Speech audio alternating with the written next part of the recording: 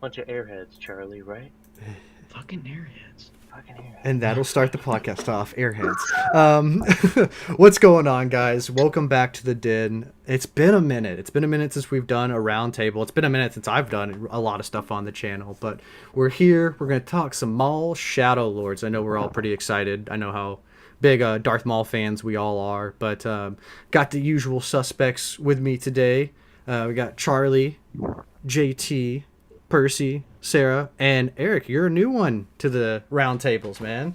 So welcome. I hope you have some fun today, and let's just get right into it. So how are we feeling about Maul Shadow? I feel like I know the answers to pretty much everybody here, but I would like to hear y'all's opinion on it. So Charlie, you're first on the spectrum of Discord icons. So tell me what you're thinking about the Maul show. Man, I remember when Maul show was announced. For the longest time, it had been out there like, that'd be great, right? Yeah. They'll never do it. Then when it got announced, we got next to nothing other than like maybe a picture or something, because Sam is super secret and stuff like that. And he's a ninja and never grows old. But I remember us all going to Japan and just seeing that man come out on like the stage and everything like that, and just do that and give like the little teaser and stuff like that. I knew I'd be hooked on for like since day one, because I've always been very curious of what happens in between the end of Clone Wars, leading into Rebels, and also the Solo storyline and everything like that. So yeah, loved it. Episode 1 to the very, very ending, where a lot of people died, but Yeah. some got away. Well, it's And that is my 2 cents. To your point, man. They like shadow dropped that at Celebration, because I remember. I don't know where I was. I don't know if The three of us were together. Yeah, I Yeah. know we were. Well, were we? Because I thought I was like at a panel or something like that, and y'all were like, "Yo, Shadow Lord dropped" or something. I thought I was. So we just got done out of the Sam Witwer line, but then we went to John Knoll, and then we were in the Doug Chang line, and all of a sudden we hear the stage erupting. That's and then we right, all look you're over and right. We see it turn blood red, and all of a sudden we see a distant Sam Witwer like, what is going on? There was no hype for this. Yeah. What is this? Yeah, they literally shadow dropped Shadow Lord, which was wild. And we got some peeps in the chat. What's up, Stan Lees? Yes, Wes, I did cut my hair. It's it's been long for so long. I'm gonna probably go back to it being long at some point. But yeah, I thought it was a time for a change, so I'm working with the short hair life right now. But yeah. Ripped majestic hair. Yes, Charlie, ripped majestic hair. What? But JT, tell me what you're thinking about it, man. How you feeling? Yeah, just loosely what you just said was how they shadow dropped it. I think that was my vibe getting into the show and post-show. Was I just really appreciate how taken aback I was by it. Like, it really caught me off guard. When you have a streak of losses, getting a random win feels really good. Oh yeah, for sure. Obviously, Well, it kind of felt like, to me too. I don't know if y'all will agree with me, but like, because like Marvel had a whole bunch of like kind of like meh like shows and movies, and then they came out with like Deadpool and Wolverine, and it kind of felt like very similar to like the Maul, where it's like we had Endgame, and then it kind of fell off, and then we got Deadpool Wolverine, and it was like really good, So I feel like Maul kind of has that similar vibe. But Percy, what about you, man? I like the show a lot. Hold on. This shit, like the range finding. Was that intentional? Let me just hit my optic blast here. Over 9,000. That Getting reference. target. But no, I like seriously thought about it after I finished the show. I watched a few episodes twice because I watch it before bed, so I kind of have to do that because I fall asleep a lot of the time. Anyways, so I watched the show twice basically, and it was frickin' phenomenal. And I want to rank it up. Like, I think the animated shows, above and beyond, like their seasons are just, I would rank them all higher than the live action shows. And this is like a top 5 season of any Star Wars show, like ever, I would say. Yeah, like, it's for fucking sure. awesome. Definitely. 100%. People say 10 out of 10. I'm like, freaking close. Hell yes. I never give a 10 out of 10, so I would say like 9.8. 10 out of 10 is tough. Like, that's like, for me, especially with Star Wars, like I can do And 10 the out of 10. artwork is kind of like, would push it to that 10 out of 10 for me, if anything else. I mean, we're definitely in like, this is like the peak of Clone Wars aesthetic, and we'll talk about that here in a second. But yeah, man, this show is just like something like, I feel like it just came out of left field, and they like just they were swinging for the fences, and they made it. You know, they landed. But Sarah, I'm curious to hear what you have to say. Yeah, I mean, this show, again, it totally came out of left field, and I was not expecting it, much like a lot of the other fans. And it just took my breath away. Like, I'm honestly speechless, even kind of going back, rewatching a few clips. This was probably hands down one of the best animated shows we have gotten since the Clone Wars and Rebels. And it's probably higher in my ranking. It's probably like in the top 3, honestly. Yeah. It like just punked a bunch of, like, Bad Batch was great. Clone Wars is top for me, Rebels is second, and I think Maul Shadow Lord honestly is in the top 3 for me, because I just loved it from start to finish. The animation was gorgeous, the acting was great. It was just peak. It was peak Star Wars, and it's so nice to get a breath of fresh air again and feel like we're actually winning with newer content now, because I feel like for a while it was a bit rocky with the live action stuff coming out. So it's nice to see that once again the animation never disappoints. It's just kicking it up higher and higher and raising our expectations or exceeding our expectations, which is amazing. So yeah, I absolutely loved it. Yeah, I can't wait for season 2. I feel like a lot of the past shows, like, you had to kind of find like the diamonds in the rough, so to speak, with like episode to episode, you know, whereas like with Maul, like most of my stuff with Maul is like really nitpicky, you know, and it's just because I love Maul so much, but like the show is amazing, you know. But no, I apologize, Sarah, because I laughed like right when I asked you the question, but it's because freaking Wes said the Acolyte was a 10 out of 10, and it just like caught me off guard, and I didn't mean, I wasn't laughing at you, I just wanted to clear the air. Can we put in parentheses after the Acolyte 10 out of 10, ironic, by the way, not real? It got me, so I wasn't laughing at you. I just wanted to make that sure, but he got me with that one. Stanley's the debate.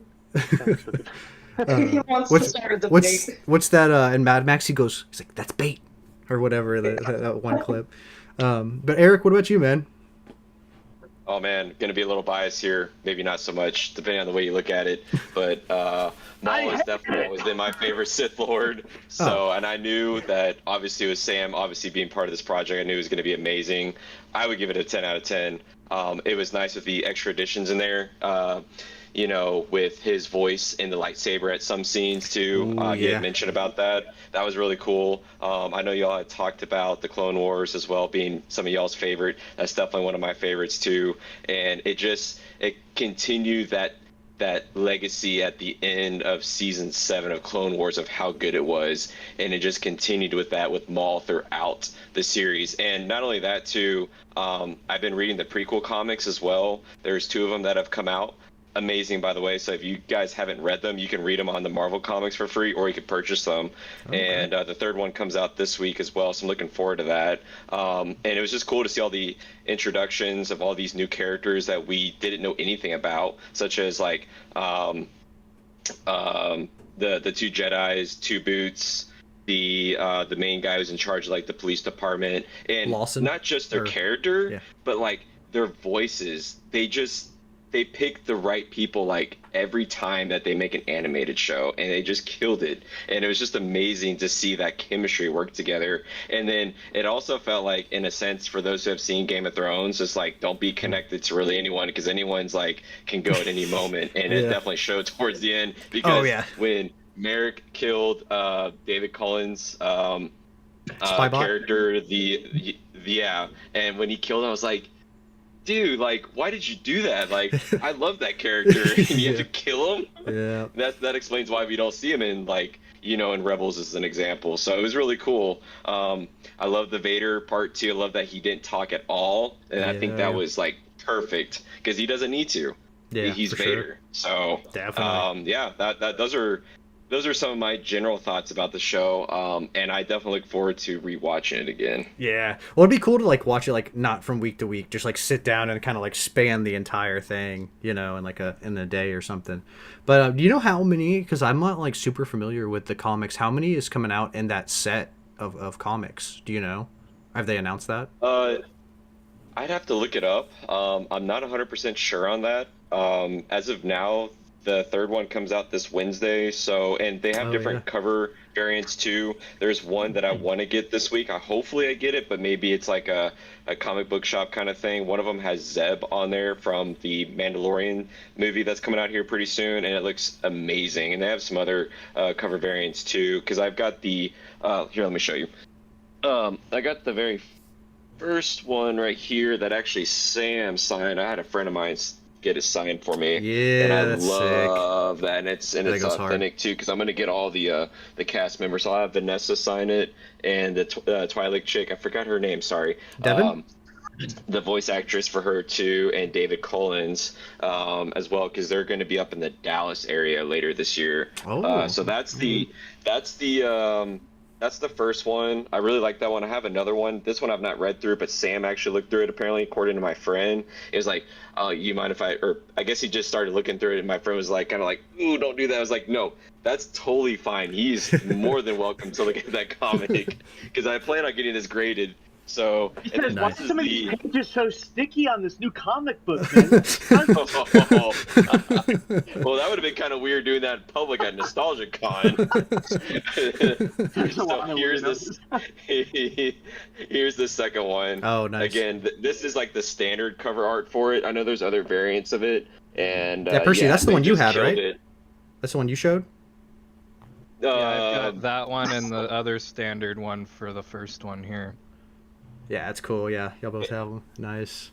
And can we like mention too? I don't know if y'all like noticed this, but the color variation of the show and the paintings in the background, because they went more to the practical effects, like what they did with the original trilogy.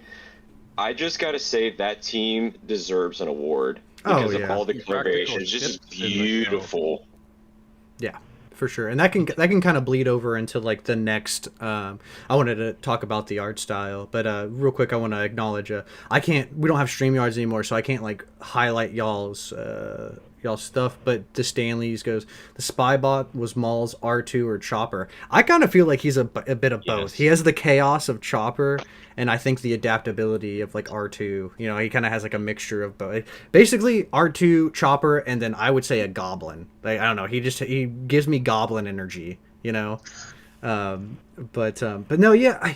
So I might be in the minority for this one, for the art style. I love the art style. I do think some of the backgrounds were a little too like artsy. There's a specific shot where they're like panning down over oh man, what's the name of that planet? Is it Janix? Janek. They're panning over it, and there's a Star Destroyer in the background from like the back, and it's clearly like pan painted, and I'm just like, I just didn't like the way that it looked. I mean, like a nitpick, of course. I would have much rather them do like a 3D model and then like hand paint over that. Now I get like you can't have everything. There's time cuts there. I'm sure they were on a crunch and stuff like that for it. But like some shots kind of took me out of it because it was so hand painted. So I think they need to find that level of like with the background specifically. That's it. That's what I'm saying. But yeah, and I wanted to hear what you guys were saying with the backgrounds, because I agree. I think like the color grading, specifically like that, and that might be a good one too with the art style, is like talk about our favorite shot from the show, and like because like personally my favorite is when it's like the two Inquisitors, Maul, Docky, and Devin, and they're all like interlocked sabers. You know, like when they're before they hop over like the acid. You know? Yeah, they all pose for the camera. Yeah, I thought that was like the best shot. Superhero. Yeah, it was so freaking cool. But I'm curious to hear, and Charlie, we'll go with you first. Like, what you guys think about the art style, and then like maybe your favorite shot from the show. God, you monster. It's tough. It's tough. I know there's a lot. I'll pick two because I refuse to say one. But That's I'll make fine. it fast. Go for it. The art style I loved every bit of it. Yeah.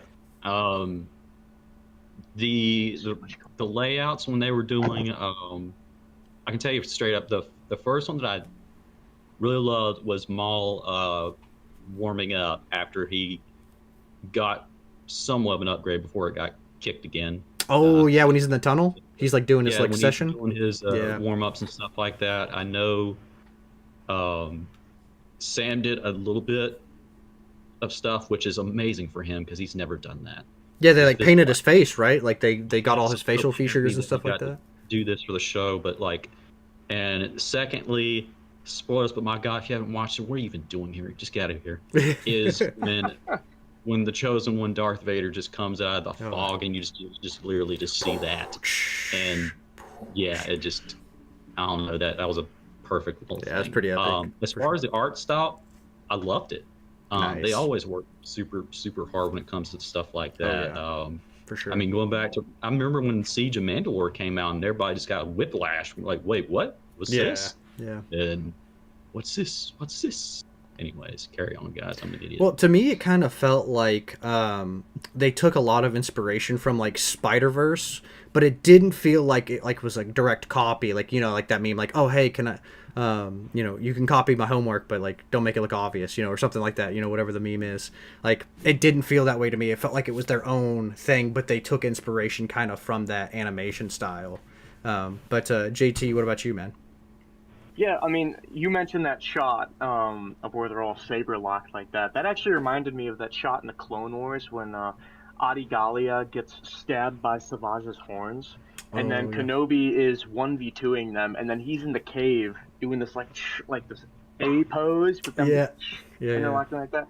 Pretty cool callback.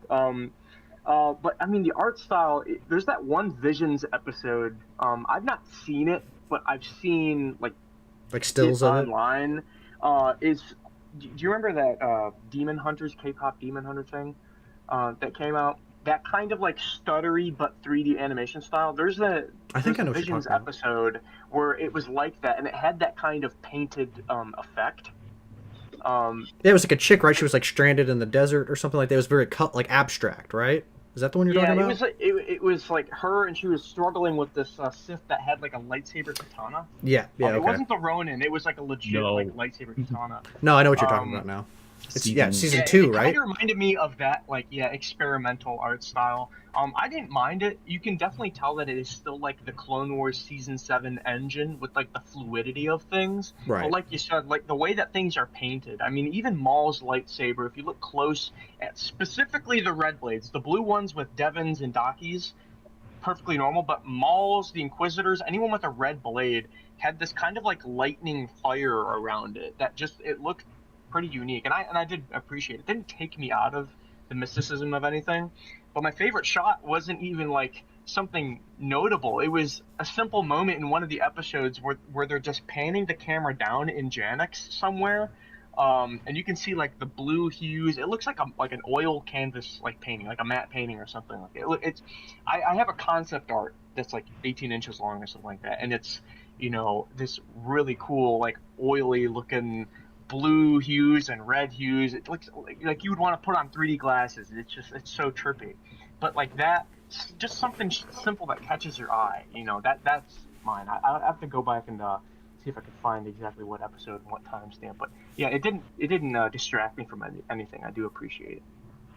Yeah, for sure. I mean, like, for sure, like, from me, when I said, like, I think it was really just that one shot, but, like, some of the backgrounds, like, I don't know. Maybe it also is, too, like, I'm a 3D modeler, so, like, I like 3D stuff, and that's why it was, like, not jiving with me. But, I totally, even, like, that criticism that I have, like, I still agree with both you and Charlie with, like, that tiny nitpick. Yeah, it's, like, it's such a tiny nitpick, and it's great. Still. Although, by the way, is this too much glare, or is it just like I'm just passing by? Because this is annoying me. This is annoying me. I mean, I think you look okay. I'm alright. Okay. I think you looked fine without the light on too, because that's how you started, right? Without the light. In the darkness. Should I do that? You look fine. I mean, I think either way, man. Oh, now it's like real dark. Oh, now yeah. Now you're in the darkness. you're channeling your inner Shadow Lord. off in the background. I was on live some other day and someone was like, JT, you look grayscale. I'm like, nuh-uh. I'm like, oh shit, man, I am grayscale. Got him. You're trying to channel your inner Ronin, Star Wars Ronin. But Percy, what about you, man? What did you think about the art style and then like your favorite shots from it? Well, it's like this art style is obviously Clone Wars. So you go from the Clone Wars movie in 2008 until Maul Shadow Lord right now, and you just look at the difference, and you can. Oh, dude, it's that You can SpongeBob poop your meme. pants all you want. Like that's just all it is. Like it's 10 times better than what they've started. I only expect it to get better going forward. I also expect these were probably like at least $2 million per episode. It's just my guess. Probably something crazy like that. Because yeah. Bad Batch hits that high of a cost sometimes, so Yeah, for sure. it would. I think it's like wow. No, Big dude. budget, but freaking worth it because that was 10 out of 10. My favorite scene, visually, might be, so Maul's having like these visions in episode 7 or 8 about the Clone Wars and his past and his childhood, the son of Dathomir stuff, and his brother Savage.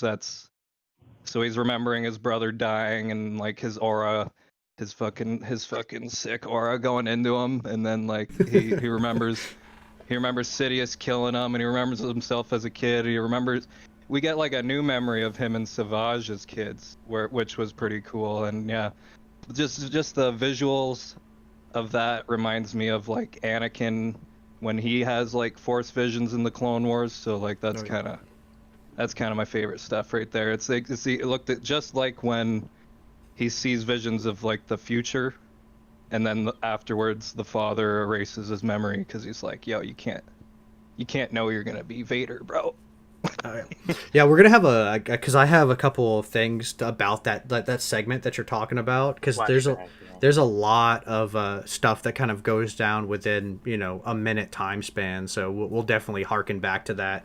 And then lightsaber fights. On top of that, were definitely some of the like, best we've had. The in one animation. on the train, I think, was my favorite. Ooh, just that's a good 1v1 fight. Yeah. Like Maul and Merrick. Oh yeah, for sure. Anyways, I yield my time.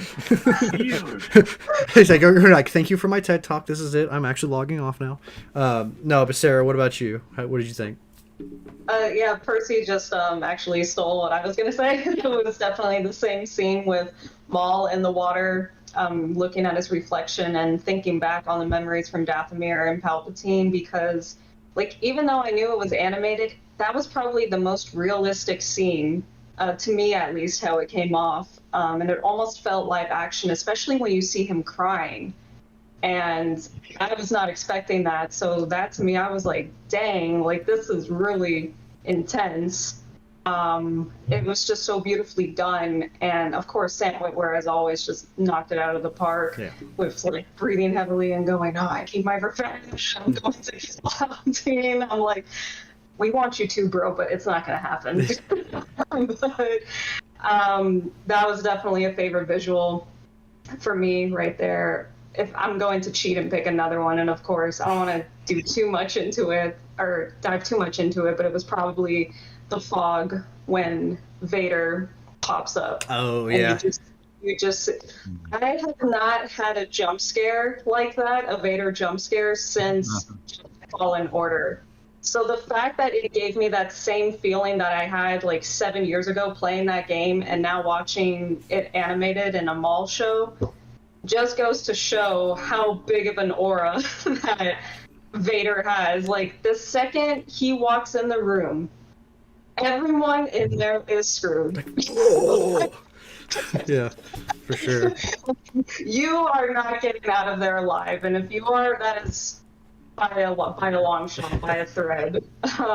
But those were probably my two favorite shots that just stood out to me the most, because it was the ones where I felt the most immersed into it.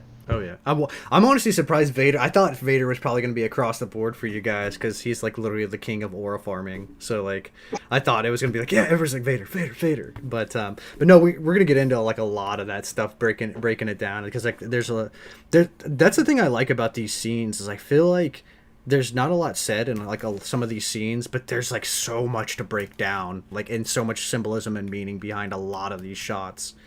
In the show, so like it's really cool. That's why I was so excited to do this roundtable with you guys because I was like, I know we're gonna freaking nerd out about it. But Eric, what about you, man? What's your favorite shot? And then I'm sure you like the art style just like we do. But go ahead, you have the floor. Oh, absolutely.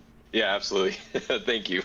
I love the scene when he gets his ass kicked, or the scene after when he gets his ass kicked from the 11th brother, Emeric, where he's going through his struggles, and as y'all were talking about earlier, having those visions from the past with his brother Savage and Palpatine too, and just him going through the dust storm or whatever, the ventilation shaft and stuff like that, in an aspect of kind of like how Luke in a certain perspective went through on Bespin and his struggles as well, and just reflecting on his past and trying to overcome, even though he's the villain in some aspects, but he's also like a hero in some other ways too. I was doing a little bit of reading, and some people had compared Maul in this show as Gollum from The Lord of the Rings. Obviously, he's got two sides, and I can definitely see that because when his character is introduced to the two Jedis, and obviously he has an interest with the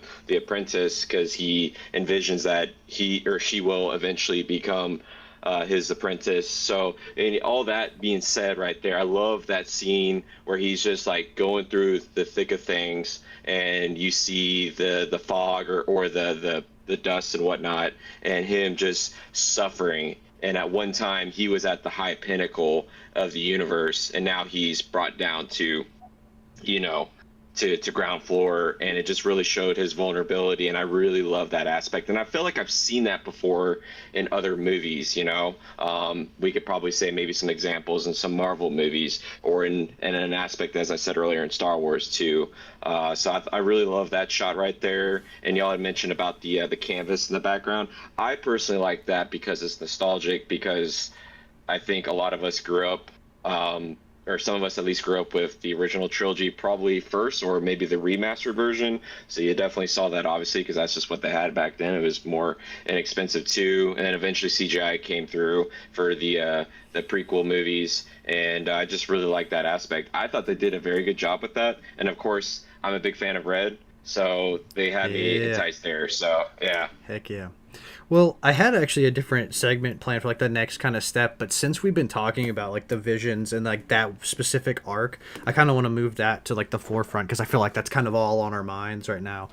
The Stanleys goes, during the Force visions, Sidious is blasting Maul with lightning during the training, and it's very similar to Dooku training with Savage. And yeah, I feel like that's just like standard for Darkseid. Like, you mess up, you're going to get zapped. Like that, because you don't want to get zapped, so you're going to learn to do it better the next time, because you don't want to get it jacked by the Force lightning. But no, I had some thought. I thought it was interesting that his kind of gut reaction to seeing himself the first time, like untatted, like just basically which is like weird because like he doesn't have tattoos, but like when they go to the when Obi-Wan and Anakin and then Ventress and Mother Talzin go to like the Dathomirian camp, like they all have tattoos, don't they? Or am I tripping? Some of them. In Clone Wars. When they're older, yeah. He's like a kid in that vision. We don't see baby Zabrax. Yeah, because I know it. There's so much He's not unsaid. tattooed in the comics of Son of Dathomir when he's a kid. Which is what I was gonna say too. Is somewhere like in his, like when he's 10 or a bit older is probably when he starts to get the tattoos. Yeah. I would say just my guess because of the comics. Sidious takes him as a kid and he doesn't have the tattoos yet. Yeah. Yeah, and Sidious taking him as a kid, that was like another, like Max said, just like nitpick, but it's not like deal breaking for me. In fact, I think it actually adds to the character too.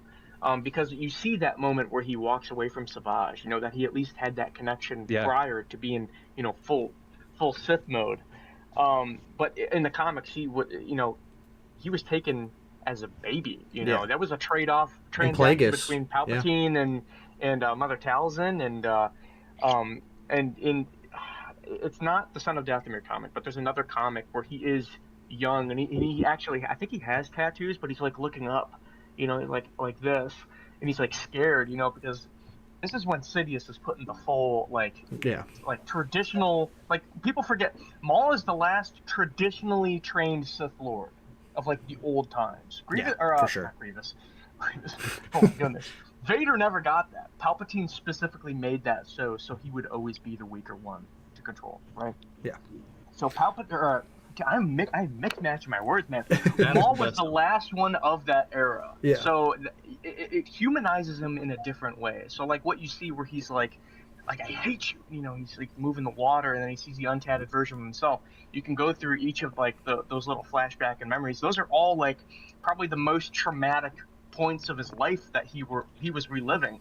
And I think it was in line with something like a PTSD episode because he just got done seeing Icarus's brother Scorn get killed right in front of Icarus, and like Icarus's reaction was like, no, like that's like Savage, dude. Like that probably triggered it. Yeah, for sure. And it was a domino effect for like that.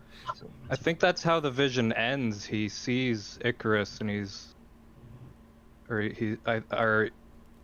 something triggers when he sees the surviving brother. Well, after all his flashbacks, he sees himself again, and he's like, I like how it's like the first time he's like, I hate you, and like watching, and then he like has like a kind of like a heartfelt moment with himself. He's like, it's okay, like we never hear that tone of voice from Maul, like ever. No. It's very like heartwarming and kind of like trying to like rebuild him, because like Maul's not really like a Sith anymore. He's just like a dark side wielder, he's not really Sith. But Wes says every time Dave Filoni changes canon, it gets better. I'm trying to think of a time where he changed something and I didn't like it. Are you guys thinking of any time where he changed something and you're like, what the hell is this? That's very loaded. I would actually have to. He said hot take. Yeah, he said hot take, but I think that. But I can't think of anything off the top of my head that he's changed. Our name, Kanan's master. Depa Palaba. Thank you. Yeah, good. I don't want to actually. You're good. I'm just trying to remember because her lightsaber used to be another thing. I was like, Yoda's lightsaber. Yeah. Yoda's lightsaber. Why'd they change that? That kind of annoys me. It was more so like in the comic books, it's Mas Amida. Oh yeah, having his moment and being like, this is the death of the Jedi, and all of a sudden he just has it. Yeah. In the Book of Boba Fett. Yeah. Like, well, he could have made another one on Dagobah. Yeah, and I get that argument too. It's like when Kenobi lost his Episode 1 lightsaber in the shaft, he made an identical one for Attack of the Clones. It's like, dude, I don't know. Yeah, there was a cool story already to that. Didn't really need to happen. But Wes says, "Call me a Glazer, bro. You are the Dave Filoni glaze one glaze thing master." I wanted to add about the tattoo was, I think one of the scenes like near the end there, he sees himself without the tattoo. I think it's like his current age, so he's like seeing what he could have been, or like what like possibly what like would have been. Because to me it looks like he ages up during that where he sees himself. I'd have to go back and watch it, but you might be right on that. He might have been a little older. But shout out, I've been talking a lot about Wes because he's in the chat. But they were, I watched their podcast. Go check out their stuff, the Carabas podcast on Wes's channel, Cal Westus. But I also agree with I think it was Nick who said it. Did you guys know that Maul and Savage were actual brothers? Because I thought it was like when they were talking about it in Clone Wars, I always thought it was like 100% brothers. I thought it was like more so like they were brothers, just like also in the original Clone Wars. Well, no, Savage isn't in Plagueis. He's not even. They were. Oh, they were. They did that and then they came back and did the. Because real fast, Plagueis. So whenever he goes before he sets the woman on fire with forced electricity, and he picks up. It's such a good family friendly book. Yeah. Just he goes to planet. The sister comes over to him. It's like, hey, would you please take this kid? Like, you've not fooled me, witch.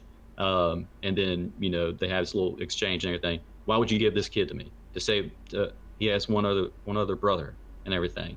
And okay. Anyways, I must have just misremembered that. It's in there. They've always been related. Sam Witwer and Clancy Brown have been Siamese twins forever. Yeah, I mean, like, I'm not opposed to it. It's just, from my understanding, I thought it was more so like they're Dathomirian brothers, but like the like, no. I know what you mean though, because it's Night Brothers and Night Sisters, but they are blood brothers. Yeah, and Fang was their other brother who got killed during those trials. Yeah, Savage kills him, right? Or Savage had to kill Fang. Yeah. Yeah. Okay. To become the chosen one. Okay, yeah, because they were talking about it on theirs when I was listening to it, and I was like, I don't remember. There's just so much Star Wars input to remember.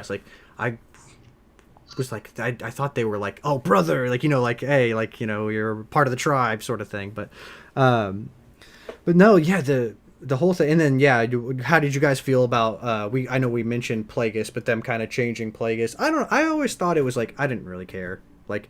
It's such a small detail, like whether like Palpatine comes and like takes Darth Maul, or like Mother Talzin gives Darth Maul to Sidious. Like, to me it was such a small detail. Like, personally, I was like, oh, okay. I was like, oh, they changed it, and then I moved on. But I still believe that girl was gonna be Talzin, so I still keep it locked in my head. Like, it still happened. I have a point to make, but it also relates to what we're talking about, so I have to flip it in a certain way. So right before the flashback sequence, they're fighting he's fighting the Inquisitors, right? And they're like, shout out to the Inquisitors actually doing something for once. I knew you were gonna say it. I was waiting for you to bring something up. JT is the biggest Inquisitor. Like, they do nothing. They're useless. They do nothing and die. Even though I know the unfortunate ends of both of these guys, which I still believe kind of sucks, they're ore farming to the max up until that point, and we're getting some cool lightsaber fight stuff. The stakes definitely feel there because, I mean, you kill Spybot, some people are dying, in these escapes. I don't mind it when there's a lightsaber fight and someone loses a limb, or someone dies. Yeah. But like the whole, I'll get you again kind of fight, it's like, dude, no. Let's actually drive the story somewhere besides just showing something cool, right? I'll show something cool and do that. But the Inquisitors actually gave me, like, since like, oh, this is kind of cool, and I haven't felt that for Inquisitors in a long time. But anyways, in short, he was fighting Maul in a cave, and they were wounding his leg and stuff like that.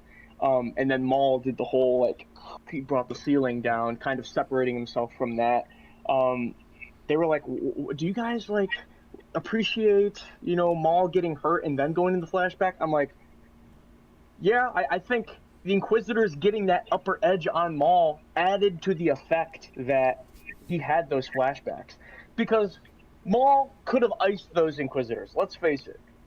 He was not really focused in the Force in the moment, too. Like, his allies are kind of dying. He's still mentally struggling with trying to convince Devin to be his apprentice, right? He's going through a lot. He's usurping power, like, the Mandalorian mercs that were fighting for him, they're kind of leaving him too. Yeah. It's like, the dude's dealing with a lot. He had it all, and he's coming back down again. This is the story of Maul, man. Sisyphus, up, down, up, down, up, down. And we all know Maul would have taken out those Inquisitors. We've seen it in Rebels. He easily, it's not even in question. But the point in him being not focused and taking those hits and finally coming down to a moment of pure, at his knees, his wit's end, that added to his character. I think he needed to lose that fight and get hurt by the Inquisitors, so it made those flashback scenes more powerful. Yeah. Let's say he fights the Inquisitors and either kills them or escapes from them. If he's just walking down the tunnel and he's just like, oh, I forgot my brother. It's like, no, it doesn't hit the same, man. He has to be shattered, and I think they did that perfectly. Well, that kind of leads into another thing, and which you were talking about with the like the power scaling. I see Wes in the chat says the Maul's power is overestimated. He loses all the time, and I'm gonna push back a little bit on that one, because like right now in the galaxy, I would say Yoda and Palpatine at the top at this current time. Yoda, Palpatine at the top, Vader right underneath. Maybe Vader's also in that category with them too. But I think Vader's still kind of like he's working through his shit right now. He's not like, you know, a New Hope Vader, or like he's not like a Empire, you know, like where Vader's kind of at his height. He's still kind of struggling with Anakin and all that stuff. I feel like, and getting his limbs. Then you got, I would say, after Vader, maybe Ahsoka and Obi-Wan would be kind of like the next thing. Underneath that, you have like Grand Inquisitor, Cal Kestis, I would say Darth Maul, maybe... Would you put Mace Windu above Darth Maul? Well, he's dead at this point, so that doesn't matter. I'm talking about like at this point in time, Sorry. in the category. But no, I would say Mace would beat Maul, and just whatever, when Mace was alive. And then underneath the Grand Inquisitor, Maul, I would say you have the baseline Inquisitors, right? I'm sure I'm missing some people, you know. Can I just chime in? Can I just chime in real quick? Yeah, go ahead. I have to be contrarian and say that the whole power scaling idea is just copium. I do like strongly believe that it's like a fan fiction kind of thing. Like, this character at the time is more powerful than this character. Oh, for sure. It's hearsay. We just heard from Sam Witwer too. It's like campfire stories. It's like, yeah. Did Starkiller rip the Star Destroyer out of the sky, or did he mind trick the pilot and it fell? It's like, it's from the perspective of those characters being told in the story. Definitely. I mean, we gotta also remember the first 6 movies were told by R2-D2. Man, this is by the perspective of a droid. If that's what the droid remembered, man, could you imagine what actually happened, or what was maybe not as impressive? Maybe R2 sold it a little too much. I don't think it's really about even like overestimating Maul's power, because at the baseline of it, Maul is in a transitional period between the Republic and the Empire. Yeah, he's in a definitely. playground.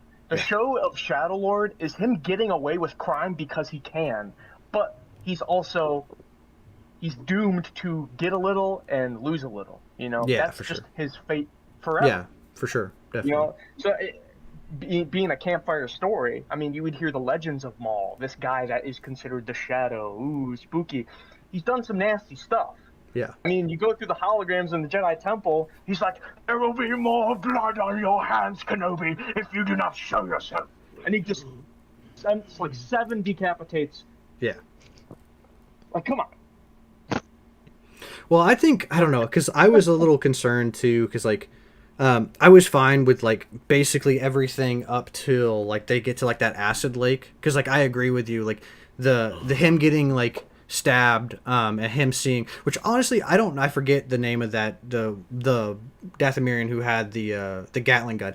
I don't know what his plan was at the get-go. He's like, hey, I'm gonna go help Maul against these 2 Force users who can see things and act way before I can and have lightsabers, and all I have is a minigun, and they can also deflect bolts. Don't really know what his plan was, but I think that I agree. I think JT, you were the one, or maybe it was Percy, who said that kind of got him back. You know how he talks about the fight between him and Obi-Wan, where Obi-Wan kind of triggers like the different stances, trigger Maul, like the high school bully, like back into the fight. I think that scene is supposed to kind of play out the same way, where he's kind of getting the flashbacks of Savage, you know, dying and all that stuff. Like, I think it kind of cues that up. But I don't know. I was fully expecting, because we don't know how Merrick dies, right? Like, he's supposedly supposed to be dead in Ahsoka. He's like brought back by Night Sister magic. I at least that's what I assume, because he kind of like poofs out of existence when Ahsoka stabs him. But like, as soon as he throws that lightsaber and hits Spybot, I was like, Maul's gonna murk this dude so freaking bad. And then it doesn't happen. And I think it should have, because Merrick doesn't really do anything else for the rest of the show. Like, when you think about it, like, he doesn't really do anything. And I think the Crow could have been... I just wouldn't want another character to die and then come back in a show where he dies again.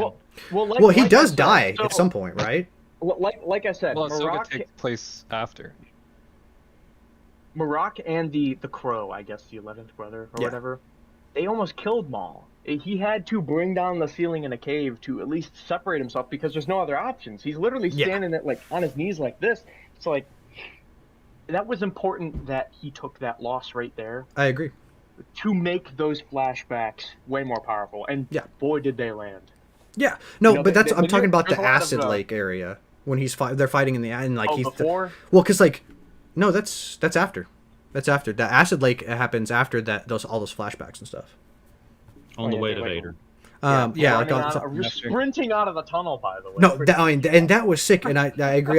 But like, I think Maul should have like definitely, because I think really the rest of the scenes when you watch it, like I'll have to go back and watch it again. It's really only Vader and the Crow. The Crow is fighting Devin. Merrick's not anywhere to be seen, and then it's just Vader and the Crow. Like I don't know. I think he gets kicked off the.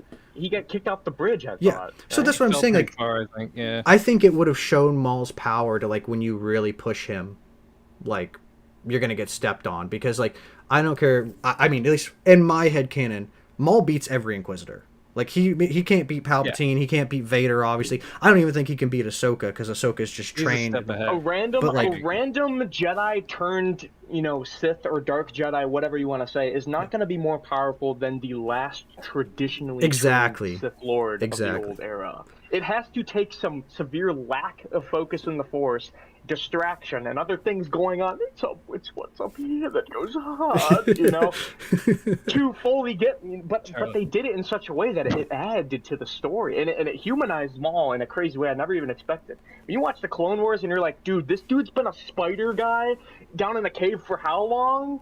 Dude, I kind of feel bad for him. Wait till you see Shadow Lord when he cries, reminiscing about his past, man. Like, wow, dude. Maple agrees. She's got to have her approval. Have her spot. And I will say that too is like what I appreciate from the show is it gives the taste of the comic books to casuals. The vibe of the comic books of Maul, like doing the stuff he does in the comic books in a show, casuals can see that, and I'm so happy that like people like my parents could just get that vibe and they understand like, dude, there's so much to Maul that you don't know. Like you don't even have to see the Clone Wars. You can just see the beginning of Shadow Lord to be like, okay, there's this guy Maul, he's back. He's at a little bit of a power, struggle right now. He has a little bit of power. Oh, he's losing it. Okay, like it's, I don't want to say spoon feeding because it seems a little harsh of a term. Yeah. But the story is not that complex. You can watch it at face value and understand what's going on. Yeah.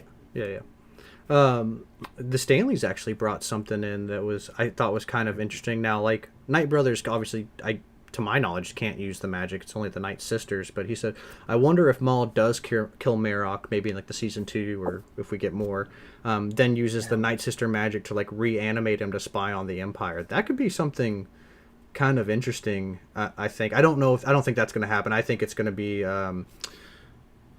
Oh my goodness, who's the magistrate? What's her name? Morgan Elsbeth. Thank you, Morgan Elsbeth. I think she's gonna, maybe they do like a kind of like a Game of Thrones thing when the mountain dies and then the dude like kind of like does his like stuff. Like I think Marok's kind of gonna be like that. I just think that would have been a good time for Maul because he does kind of lose up until that point with the Inquisitors, and I get it. Like Wes was like, He like lost a lot of like if we're going still under the assumption of midichlorians, which like I really fast. Go ahead. Okay, really fast. I know. Very fast. I see you. Go ahead. Very fast. So just remember, he had a leg injury. They got lucky. Yeah, no, and I think that's and it also cues up for better storytelling too. It had been smoked. Yeah. Sam said that in one of the videos. That's why I was like, no, wait a minute. And also, can we just appreciate this is the first time Maul sees an Inquisitor on the train whenever like they pull up and things. What's that? You struck hopping my saber. What are you doing? Okay, let me show you how this is actually done. Oh, dude, he gets so pissed. He like the audible scoff. Cuts the thing off, and he's like, "I'll run you again. I swear to God." Yeah. But no, if we mad. If we go so with mad. How they portray that like he looks real fast, assess the danger, like to grab and avoid, but at the same time, it's like, wait, what? Yeah. This is the first time he sees them, and yes, years later he kills them all. Carry on. I'm sorry. No, you're good, man. Hey, this is all for us, you know, all for us to talk. And Sarah and Eric, I'd like to hear you. I know you guys have been a little quiet. I'd like to hear what you guys have to say. But he was saying that Maul lost a ton of power with his like loss of his legs, and I guess you could totally. There's an argument for that with like if you could still consider. I don't know if our midichlorians still like technically canon. Oh yeah, M count's big in the Bad Batch and stuff. I guess that's true. Yeah, it's big in the Bad Batch. They mention it in Phantom Menace. You got Alpha and Omega and Boba. Yeah. Omega. So yeah, he definitely does. I still think, regardless, like to JT's point, he's like the last truly trained Sith. The only thing that Maul doesn't have is like, I guess, like the more manipulation side of things, which he still seems like he's fine. Because like Palpatine, like I think is in Shadowhunter. Maul's like on top of like the spire or whatever, looking over Coruscant, and he's like contemplating because he was like, I have all like the fundamentals of the Sith, but he's like, I know nothing of the grand, like Palpatine's grand plan. Like he's like, I feel like I'm missing like a chunk, you know, of something. He's like, something's not being told to me, you know. And he kind of has that kind of like inner monologue. So yeah, I don't know. I mean, yes, he does lose. I think he does lose his power by getting cut in half. But again, he's still trained by Sidious, and like I know Sidious is playing with him in that fight, but he still kind of like a little bit holds his own. Kind of like he kind of a little bit holds his own from Vader, you know. Like Vader still wrecks him, but like he still can kind of a little bit go toe to toe with him. But yeah. He was flying. I like that. Daki gave me some Yoda vibes. He was flipping in the air. That's right. And is he the I same? I like that we didn't see the stab too. The camera just cuts back and the saber's already in him, and he just like moves it and he just falls off. Yeah.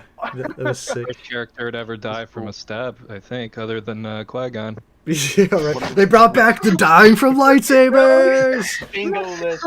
Let me tell you something. Let me tell you something. Yeah.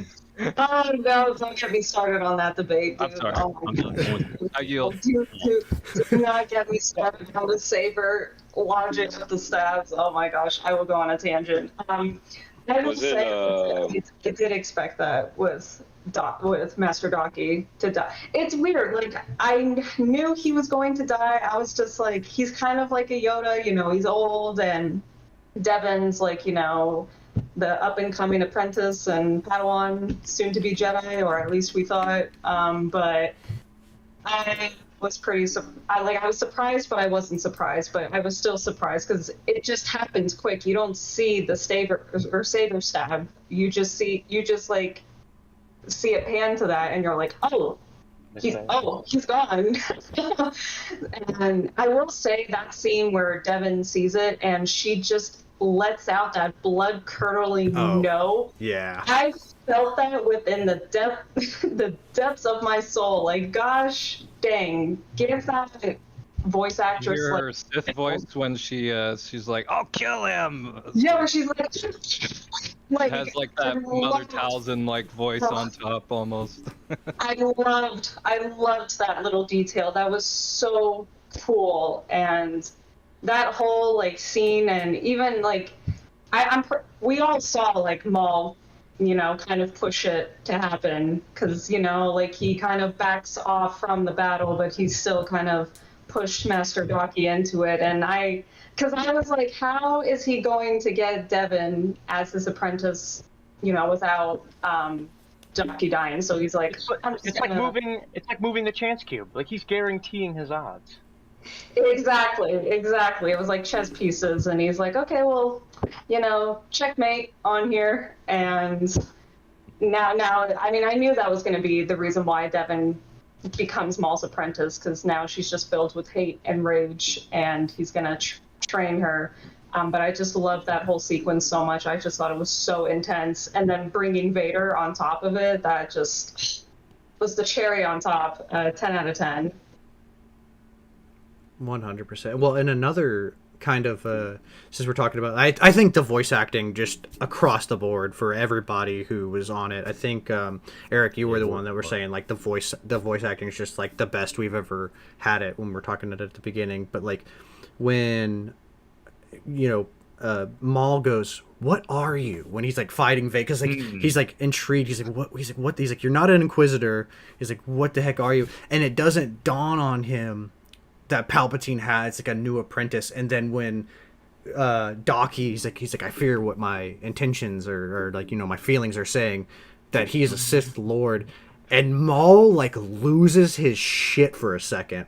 Because I guess he just doesn't think Palpatine's guy. I think he thought Palpatine's was like his goal was just to be the Emperor and have nobody else. Like he disregarded Maul, he disregarded Dooku, and then Dooku disregarded Ventress and Savage and all that. Like he was just him, and his like horror to find out that yet again he's been replaced. I thought that was such gold. It was like almost like a moment of weakness for Maul, because you don't really see that. You see it a lot in this show, but for most of the time, you don't really see Maul being very weak or like kind of like losing his shit. And the voice acting was crazy on that one, for sure.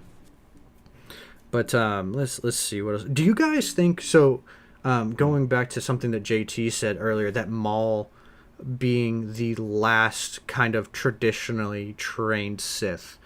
Do you think he's going to uphold kind of those Sith traditions, meaning like Devon's going to take like a new name, he's going to train her like traditionally in the Sith, or do you think it's going to be more so like a he's just training her as like a dark side user? I will say. Is that directed towards me or anyone? Let's go in order, because it seems like y'all both have something to say. And Charlie's first. Let's just go down the road. Charlie, you go first. I'll go with what Sam Witwer said, and I'll go with what everybody knows when it comes to dark side. The phenomenal acting, because apparently that pushed him like to his limits and stuff like that, as far as like voice acting. Like he went in the corner. I don't know what that man thought about. But he was like, yeah, that was a tough one for me. Again, please go watch the videos of Sam Witwer talking about this, since he can talk about this now, because he's had this on lock for 2 years. Yeah, he couldn't talk about it. But that scene where he, was talking to like his younger self, and he was definitely drawing inspiration from Andy Serkis's Gollum from that, which I love. That a few people were like, hey, wait a minute. I was like, yeah, that was intentional. So whenever he, forgets, he's like, I won't let this happen. None of this is going to happen to anybody else. I think he believes that. He himself believes that. But unfortunately, it's a closed loop. You can't, because he keeps going back to fear, and everybody knows the cycle when it comes to that. When it comes to dark side, blah blah.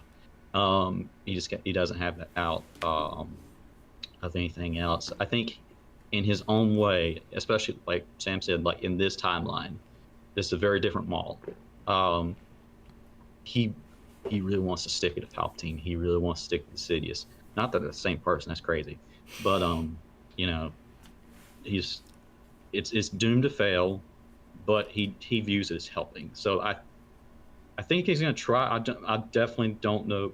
I mean, if they stick with stuff that's been made in the past when it comes to what's originally going to happen with talent and all that sort of stuff, we'll see. But I don't think that. I think he's going to do it in his own boot camp way. Of training, like a pseudo version, kind of like how Dooku changes. Maul's boot camp of training, we've seen a little hint of with his brother, with Savage, when he had his first set of legs. So I'll be very interested to see how that is.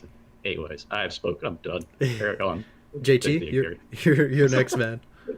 Yeah. So I think Talon, like the concept of Talon, is going to be recycled into Devon. Yeah, for sure. Like George Lucas's, sequel era villains, arc. Talon is a character that serves the one Sith prophecy, which is Darth Krayt, which takes place in Legacy, which is 100 and something plus years after Return of the Jedi, right? Yeah, this is not supposed to fall in the storyline with something because it's new characters. Sure, same Skywalker bloodline, but you don't got to worry about all that. Talon's just one to serve. She has her cool moments and cool character arc stuff. So I'm torn, because that's a story that's already said and done. Yeah. But I do think we can get like a new iteration of that for like the common people who don't know about legacy, which is I'm all for it. So I'm kind of torn in that aspect. But as for Maul wanting to train Devin to be a traditional Sith, I'm just gonna have to outright say no, because in Maul's training, there's stuff in the comics where Sidious literally brings them to Sith planets and inhales the ashes of dead warriors. Like there's certain things that only a traditionally trained Sith can do of that era that can make you like. It's like having I guess a weird analogy would be like a purebred vampire has to bite you so you can become a purebred or something like that. Yeah, you can't mix, and then you're only half vampire. It's like you're corrupted, man. I don't know. I would assume he would want to though, but I think Maul is like he's like let's say you took a kid out of high school like in sophomore year. Sure, you got the knowledge, but you don't have the street smarts of real life. Like you're not gonna be able to apply that. You can't write checks. You can't like sign off on a mortgage. Like you don't know these things. You have the knowledge. You have the traditional like knowledge on all that stuff. But applying it and making a new apprentice out of it, I think Devin's gonna be like a guinea pig, like Frankenstein-esque. Like here's some things you can do. Like I'm going to heighten your potential, but I don't think she'll ever be to like that, level. And it's like a lost dog teaching another lost dog, this is how I get around. You know, I don't think it's ever gonna be to that point. Okay. Percy, what about you, man? You think she's gonna get a Sith name or be trained in the traditional Sith ways, or you think it's gonna be kind of like what JT and Charlie say, where it's more of like a Mod Podge, like pseudo Sith training? Yeah, I get the pseudo Sith train of thought there, but I also kind of think that that's just the Sith way is just kind of the way he's been trained. And if anything, it won't be like a pseudo Sith. It will be more of a marriage between Force Sith powers and Night Sister magic power, basically. It could be. Okay. So she could be getting some training with that and possibly be using magic in the future, is my thinking. That would be cool. We don't have any dark side like sorcery. Where would she learn that from? Would be cool. Like the Night Sister. Possibly Maul himself. There could be some text. The male. Oh, maybe text, but like I guess the males wouldn't like. Be Mother Talzin's definitely taught him quite a bit too. He can, because he's taught from not like as young as the Sith training, but he's taught quite a bit in the Mother Talzin ways. So, my other thought was during the Clone Wars, it's hard to say whether he fully believes or committed to this, but he called him and Savage like the Lords of the Sith at one point. So he had never given Savage a Darth Savage. I don't think he'd ever been the Darth Savage from Dooku or anybody, but so Maul again, he's kind of that's where that pseudo thing's coming. He's not going to take on the Darth name because he hasn't used it in a long time. I don't think. Well, doesn't he say in Rebels or something? Like he's like formerly Darth, now just Maul. Was that in Rebels?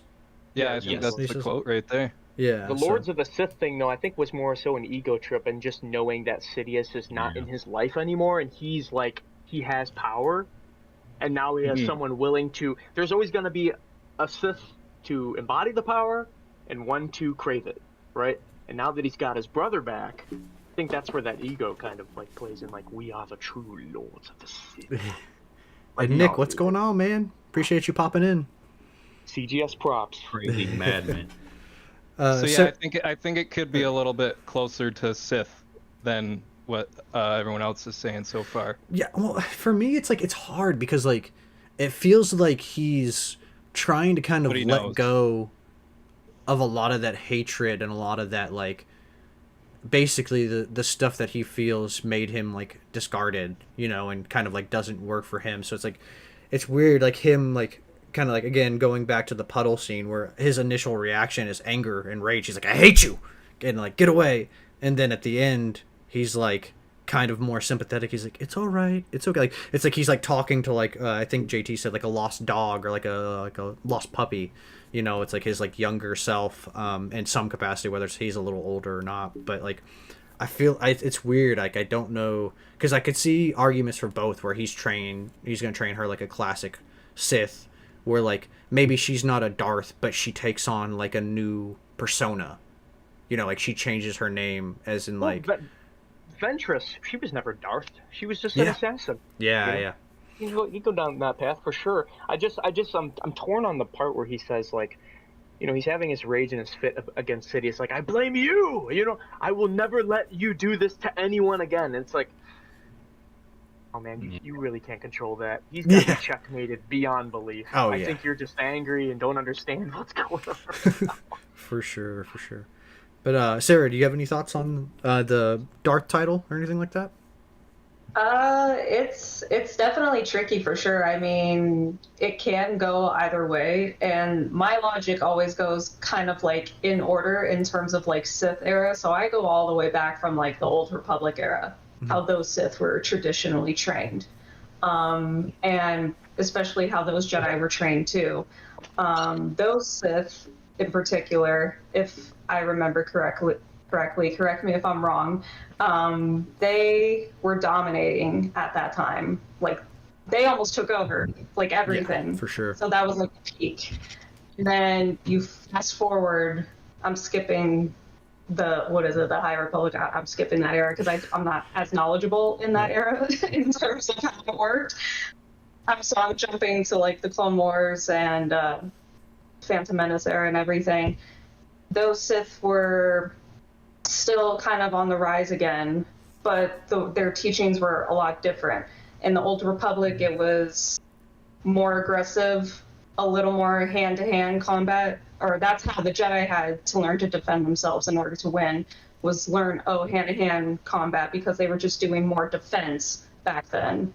And then you fast forward now to Anakin's era, and they were focused more on the battle droids because that's all they were fighting. They weren't really fighting traditional the blasters.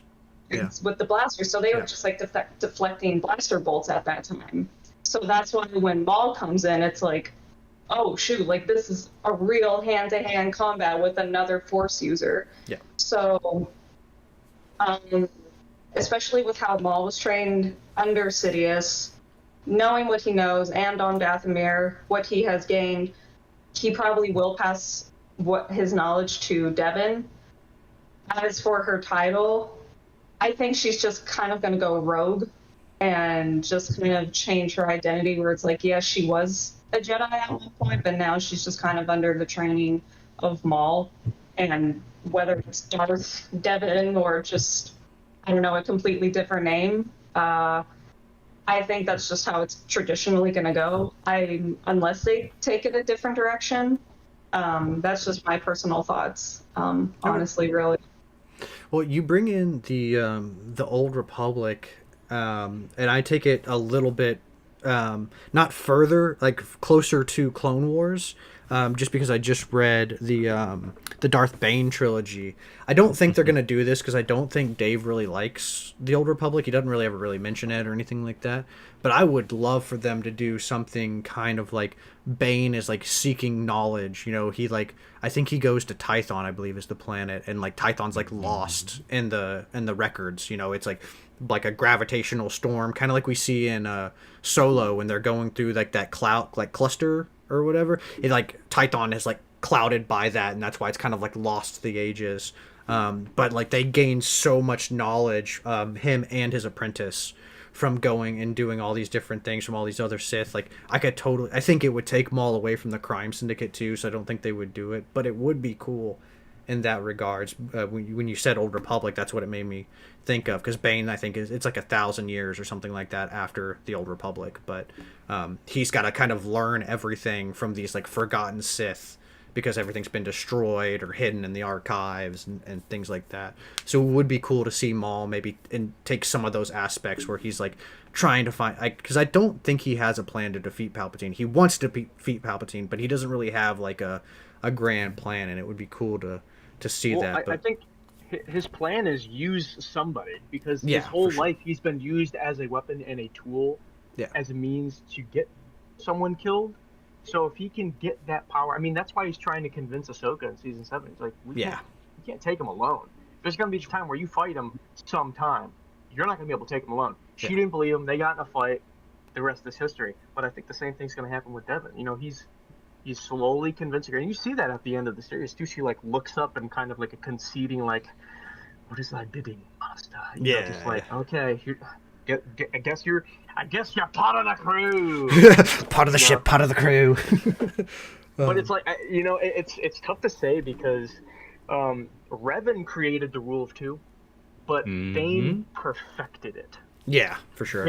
Sith have always betrayed other Sith. That's just the nature of Sith. You have to kill the next guy up so you can get someone under you, and eventually they're going to try to kill you. So Bane's like, I'll take that holocron. Okay, I will wipe out the rest. I will do that. I will get it down to its perfect moment. And you see in the Acolyte, obviously, I don't like referencing it because it's the Acolyte. But you do see what is considered, I guess, Venomous, the Stranger. The power of many. Venomous. Like just hiding in a cave like a weirdo. But you do, even in that earlier era of the High Republic, you do see few Sith. Yeah. Like, they've been gone for a long time. Yeah, definitely. You know? You can have dark side users. Yeah, well, I think that's kind of what the show is going to be about. It's like, it's more like Maul's not a Sith. He's like a dark side wielder. And then even in the OT, it's like Palpatine's like Vader. You know, there's that Luke Skywalker guy.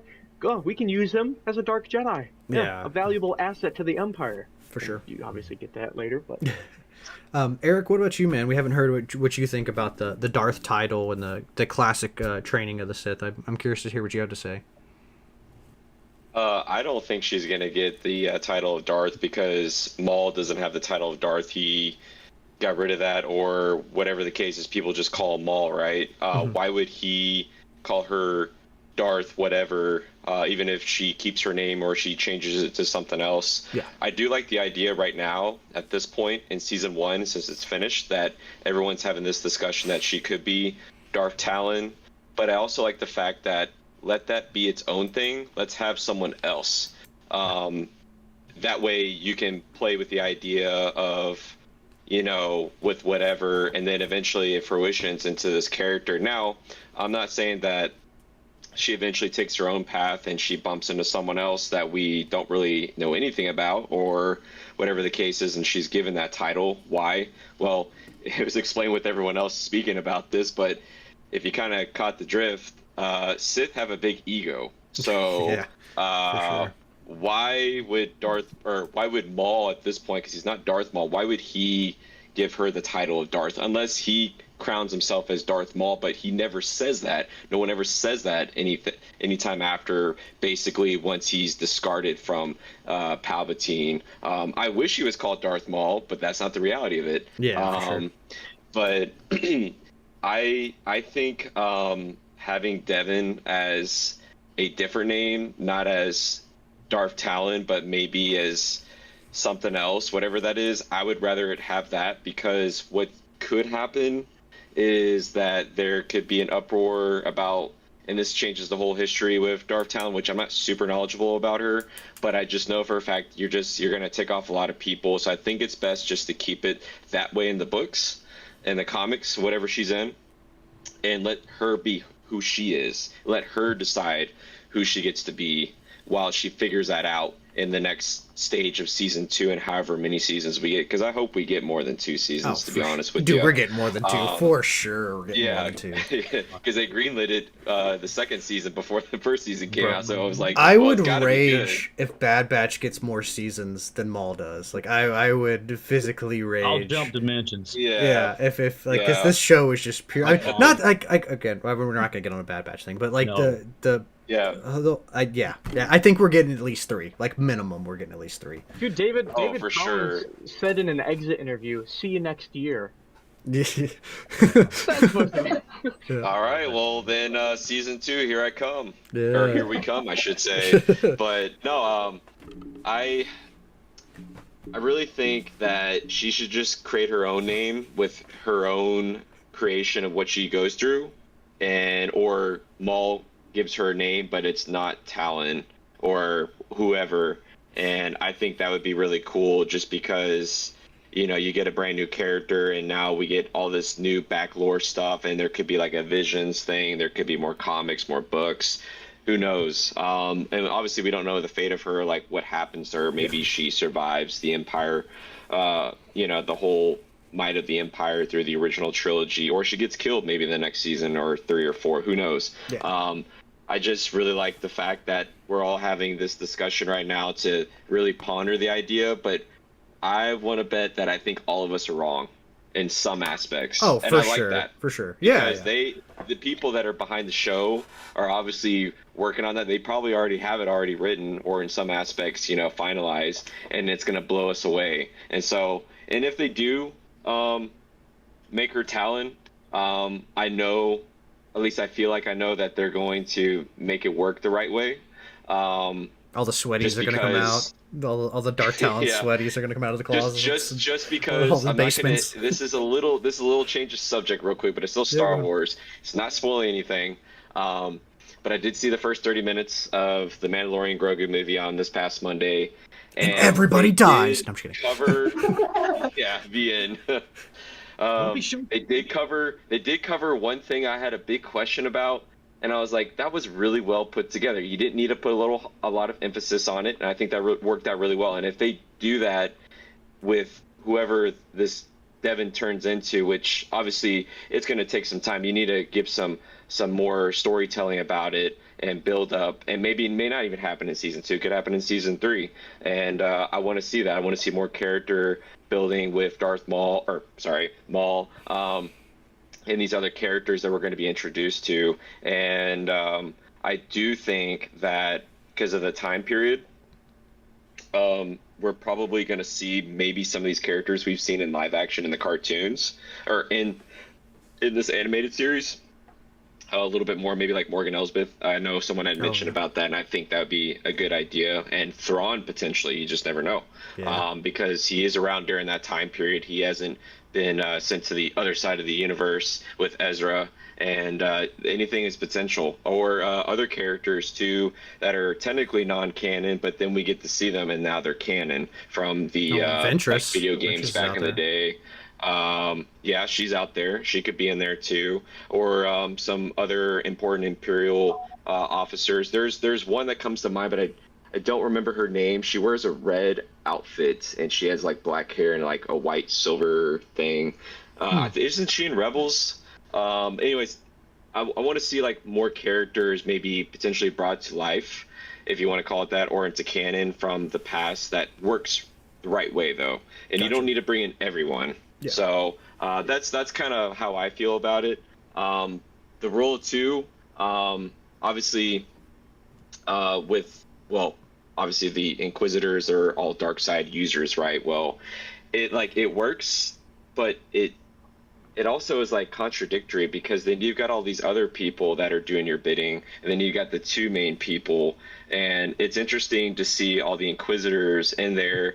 And the one thing that I've been speculating about, speaking of Inquisitors, more specifically in this show, and obviously he's in season 1 of Ahsoka, is Merrick. Is like, who is Merrick? But do we need to know who Merrick is? Could it just be just another Inquisitor? And we don't know exactly what his actual like rank is. Is he like second brother or something?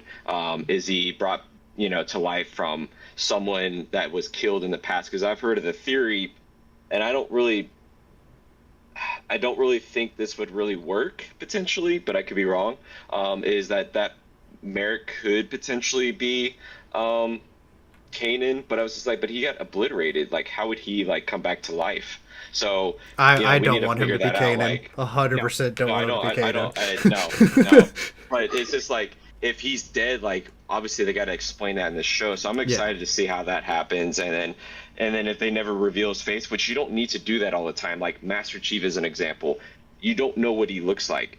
And that's the beauty about it. We can have this discussion, like make these creative ideas and that stuff, and have this deliberative dialogue, and have our arguments or our perspectives of what we agree to. So I think you don't have to reveal everything, and you don't have to do all the stuff that was written in the past, like comics or games and stuff like that, and books too, and where it has to be Darth Talon as an example. You just labeled the entire Star Wars community, by the way. the people that want the answers answered, and the people that want to keep the mysticism. Like Yoda, nobody knows his species name. Dude in the 80s is like raising an X-wing out of the swamp. That's all you see of him.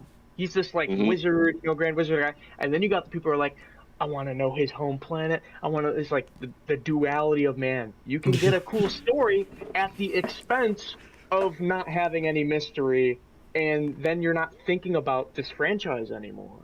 And last point on the Darth Talon stuff, because this is going. Yeah, it's a lot longer than I thought it was going to be. We really had a lot to say about Darth Talon came out in Legacy, right? Yeah. But there were people when they saw there's one Old Republic trailer with Arcan and his twin brother, the white and the black twins, right? And they like wreck that chick. Battling. Yeah. He gets his face blown up with her. There's that red Twi'lek with the tattoos on her face, and everyone's like, that's really Darth Talon. No, wrong era. In fact, many years off of that era. Yeah, hundreds of thousands, I would say, of years. The character is already done in that era. Leave it be. Yeah, for sure. I'm fine. Sure, recycle the concept, but she doesn't need to be Talon. Be a unique new character, right? I agree. The lack of innovation is what's pissing me off. It's not even that I'm like crazy connected to Darth Talon. It's just that you're lazy. You're taking things from other cool things and strapping it to your new character and making it like an original idea. It's the whole Luke versus Rey situation.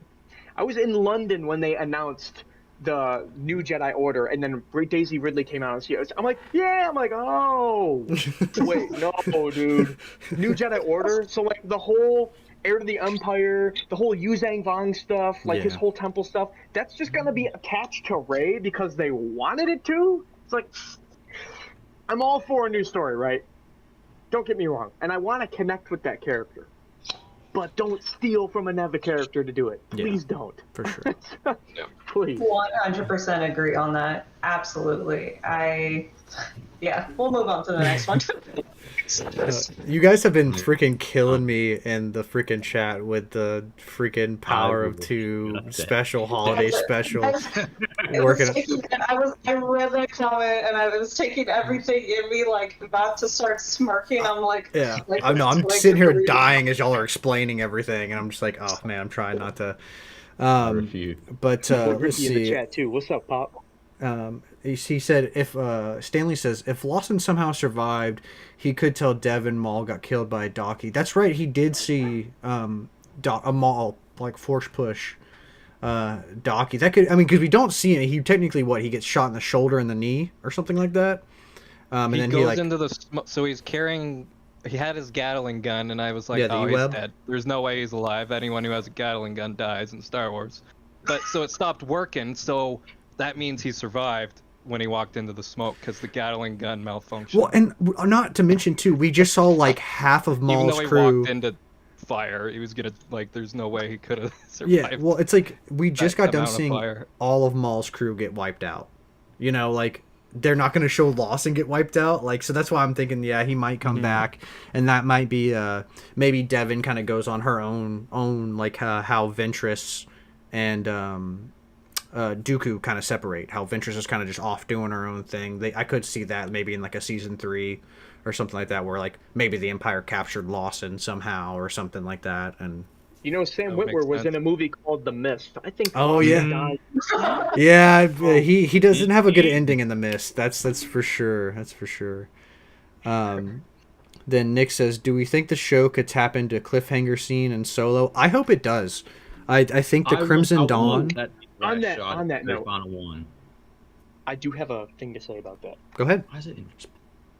So, remember in Clone Wars Season 7 when you see the alternate view of the holotable, where it's the Revenge of the Sith shot with Mace Windu saying, I sense a plot to destroy the Jedi, but in the Clone Wars, you see it from the other people's perspective on the other side of the hologram. Yeah. I'm hoping we're going to get it, because we already seen Dryden Voss. I'm hoping we're going to get that moment where it was like the other perspective of Maul with the necklace and the new legs, and he's like, Kira, you and I will be working much more closely from now on. You know, that would be cool. But his perspective. Yeah. You know, yeah. I love those moments. You know, even in Clone Wars season 7 with Ahsoka just hearing the Chancellor's arrest scene happening, it's like you can tie it right up to the movie. Someone did a super edit on YouTube too. It's dude, that's so cool. That's what people love, man. When does Solo take place? How many years after Revenge of the Sith? Do we know? 3 or 4 years, if I remember. Oh, it's that soon. It's not like closer to A New Hope. It's like I don't remember. I know it's in. I thought it was about 5 years. okay. It's close. It may have been like 4 or 5. It's close to around that timeline because Yeah. Okay. Yeah, so we could totally see Kira in it then. because Maul's somewhat still alive. He's been through a lot. Yeah. Eric, what were you gonna say? Oh yeah. Oh, I was gonna say, I know I kind of talked about this in some aspects about like things that have been written or video games in the past, but I know that there's obviously different factions out there, like him being the head of the Crimson Dawn as an example, and I know Max, you and I have talked about I can't think of the name of the and I should know this because I'm such a big fan of this era of Star Wars, but during Shadows of the Empire, like, you know, they kind of showed a little bit of those the lizard creatures and that stuff from the Clone Wars, but like I would love to see in this show like aspects of these other groups that are like kind of going against each other, where it explains a little bit more the underworld perspective of things, and because I'm a big fan of that, and I would really like for them to bring that in some aspects if it works right, though, of course, with the storytelling, with these other cartel groups that are out there, because there's a lot of them. Obviously the Hutts being one of them. That's really the only one that we really get to see a lot. Now it's a little bit more now with the Crimson Dawn, because we did see him earlier in this first season with the Syndicate Pikes, and how he took that over too. And I was just like, but during the whole like downfall, I was like, where are they at though for this? Because I don't remember his name, but it's the guy that voices, and I don't think it's the same voice or the same actor, but the guy that that's in Crimson Dawn right now is in charge, that voices Vision in the Marvel movies and TV show. Paul Bettany. Yeah, Paul Bettany. But I know his for a actual fact, because I was listening to his voice, I was like, that's not Paul Bettany's voice, that's someone else. But it's just like, we know what happens to him, but I want to see like more of this backstory, and then maybe some other like cartel groups other than the Hutt cartels, because we see plenty of them. We see a lot of their bounty hunters. Give us other people, because there's a lot more to explain out there. And on top of that, if you think about it, you could give us another animated show based on these characters if it hits really well, potentially, and kind of go from there. So that's where I'm kind of hoping that they do an animated aspect for Shadows of the Empire, because that just hits home for me every time. And I think those characters, even though they are in the live action movies in some aspects, but there are other people that are in there that don't get a spotlight at all. Again, only if the storytelling works right, though. Yeah, Give us Cheezor and the Black Sun. Well, Syndicate. on that Sun, note, yeah. on that note, because I was gonna that was kind of gonna be the last question of He might have died. the pod, but we can kind of dive into that like now, like what we wanted to see from a season 2 or like in future seasons. And I agree. I think I mean I don't want to assume, but I don't think any of you guys played Outlaws. But sorry, this is a spoiler alert. If you don't want to hear it, plug your ears, I guess. I don't know. But like it's just a small thing. But the Empire creates a syndicate to like spy on the syndicate. And I thought that was really interesting. And then you guys brought up Cheezor. It doesn't necessarily have to be Cheezor. I mean, it would be really cool if it was Cheezor, but like I think Cheezor would be a formidable opponent to Maul. In the sense of like he's very not like, hey, I'm gonna fight you, but like as far as like controlling syndicate warfare minds, I think that's where he would stand really well. And plus, Black Sun never gets any freaking love. It's always the Pikes, it's always Crimson Dawn, it's always the Hutts. The Black Sun Syndicate doesn't get any love outside of like the comics and stuff like that, or like the books. I mean, Maul and Savage did kill most of them. Yeah, and they did, but I think Cheezor could be a good, because like at the time of Solo, we have Maul has no control over the Pikes, or at least that's what is kind of alluded because Dryden Voss says that we have a fragile alliance with the Pike. So obviously something happens to where Maul... I think it's Maul realizes his mistake from the first time in Clone Wars where he basically controls all of the syndicates and then gets on Palpatine's radar. So he's only going to control Crimson Dawn to not alert Palpatine. That's how I think it's going to be. But man, Wes, you are a troll tonight. You and Nick both. He says Star Wars Outlaws is the best Star Wars game. So overrated. Oh man, troll in the chat tonight. But you get the troll award. But no, I really do think there is something there, like Eric, you were saying, with the syndicates and having Maul. I think there's a lot to be like the Empire tampering with the syndicates, and maybe the Empire tampering with the syndicates was a part of Maul. Like they realized that Maul was doing this and it had some effect, so maybe Palpatine wants to do the same thing with that. But what would you guys like? Do you have anything else that you guys would like to see out of like a season 2 or want to see from a season 2 of them to dive into? For me, I'd go. We don't know how many seasons for sure. We definitely know there's 2. Yeah. But at some point, let's just say 2 is all we get, just for some reason. Because there's no idea that we could unless Sam's like, hey guys, check this out, or David Collins, or any of those fun people. I would love to see Dathomir. I know it's where he's got the Darksaber stash and a bunch of other stuff. Training there for Devin and her new boot camp. That's probably gonna be hell. I want to see that. It's gonna be hell. It really is. Oh yeah, for sure. I want to see that. I want to see. He's gonna turn her into a menace, a phantom menace, if you will. Title drop. Nice. I don't know. No, just more of the Crimson Dawn stuff and how he gets more of that, while at the same time like dueling. Like, okay, that's a cool side thing. I'm gonna take that over one day. By the way, Dryden, what? I mean, what? Yeah, he's such a fool. Cool fool.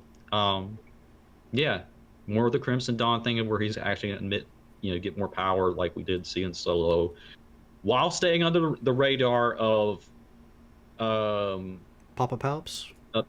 Yeah, good old Papa Palpatine and a certain Dark Lord of the Sith who is not to be trifled with. 100%. Stay under the radar for that training. And that ending, yes, dear God, please, I would love that the ending shot of wherever it goes at the very end of whenever it ends, tie that into the Solo thing, because my God, please. We need some more Solo love for sure. Yeah, and Kira, for God's sakes. Yeah, Kira's badass. What if it starts with Solo and ends at Rebels? She's not even alive yet, but like if they keep going or some time jump or something, just have her there for like a second. I'd be happy. That's it. I'm done. There you go. Carry on. All right. But yeah, JT, I know you like popped in. I'd be totally okay with that. Seeing like it kind of like starts at Solo, ends at Rebels. I think that'd be pretty neat. I mean, that's just the selfish Star Wars fan of me that just wants everything to tie in perfectly, so you could just watch it in succession and blends together. Kind of like Andor going into Rogue One, going into A New Hope. Like you just watch it, in a line. As for what I want, I would definitely want the vibe of it's in the beginning parts of one of the first couple episodes. It's that Kazdan Paratus guy, Vario. Yeah. He's like kind of cowering. They kick him down a staircase, and everybody's just like, Maul's whole crew's just like laughing at him. They're like, "Oh, dude, he's gotta get it, man." This is like the mob. Like, it feels like when Luke entered Jabba's palace, they're all just kind of like laughing at him, like, dude, they're all in on the joke. Yeah, they know something. Like, this is the big guy here, and I want more moments like that, because like this show definitely took me out of left field. I wasn't expecting any of this. I thought the show was gonna be Maul doing crime stuff with like the syndicates or whatever. We got a little bit at the beginning of the series, but then it completely changed. Yeah, completely 180. And I'm kind of like, I'm miffed about it, because it's like, why does it have to be relegated to animation, man? Like Yeah, when we fair. saw him kill that Pike leader, I'm like, dude, we saw it just like in the cockpit. It's like just not a like, dude, if this was live action, they would have showed dismemberment. Man. Oh yeah, for sure. 100%, or a video game even, but they want to keep it, more kid oriented, at least to a degree. But I'm just open. I'm just open for it because it took me by surprise, and I am pleased with it. And I'm torn between the Vader stuff too. Like 50% of me likes it, 50% doesn't like it. Interesting. Okay. That's a deeper rabbit hole to get into. I won't get into it. But the 50% of me that liked it, I was pleasantly surprised with how they did it. So it's like it's a catch-22, man. I'm anxious. Yeah, I don't think we see Vader in season 2. I think they're going to use him very sparingly. If anything, I would argue the Grand Inquisitor, because like I think Vader at this point realizes that maybe because I know he was like Anakin was super gung ho about learning about Maul. I know Obi-Wan. I can't remember in what, but like he's like talking to Yoda or Mace Windu, and he's like, yeah, Anakin like drilled me for hours, asking like every little detail about Darth Maul, so like maybe Anakin doesn't want to give that away, but like I could also see, Vader not wanting to give that away, but I think also Vader could just be like, okay, well, like I could have crushed Maul, he just like happened to escape, and like kind of gives it to the Grand Inquisitor too. I could kind of see something like that too. But Percy, what do you want to see from a season 2, or just seasons in the future? It doesn't have to be exactly season 2, but what would you like to see from upcoming Maul? I think like some more backstory lore. Like if he can, he was stuck on that one planet in Rebels, and he Malachor? had Ezra read that Sith holocron. So it'd be interesting if he could go on a side quest with Devin while he's secretly in control of the Pikes and the Crimson Dawn. I still think he's secretly in charge of the Pikes, and that he's not informing Dryden Voss about this. Like he's gonna keep everyone separate, working for him, but no one really knows, kind of thing. Yeah. Because Voss is also very scared of him. Yeah. So I think Voss will listen to him, even though when he goes, did he kill Voss's boss yet, or is he going? Not yet. No, not yet. So yeah, when he does that, then he'll listen to pretty much anything Maul says. I think. For sure. But I'd love to see, that side quest, maybe Sith holocrons and some training like we had discussed before. But then also, like Charlie said, I want to see Dathomir. Yeah, I think where did Scorn and Icarus come from? We need to go back and see that. I'd like to also shout out Icarus for having, in my opinion, the saddest death in the show. Went out like a beast. Oh yeah, the throwing knives. Yeah. Beast mode. He threw the throwing knives, and then he tackles the last two guys into the sunk in the sludge. Into the toxic sludge. Yeah. Epic. But like I thought he was gonna survive, so that one hit me because his brother died.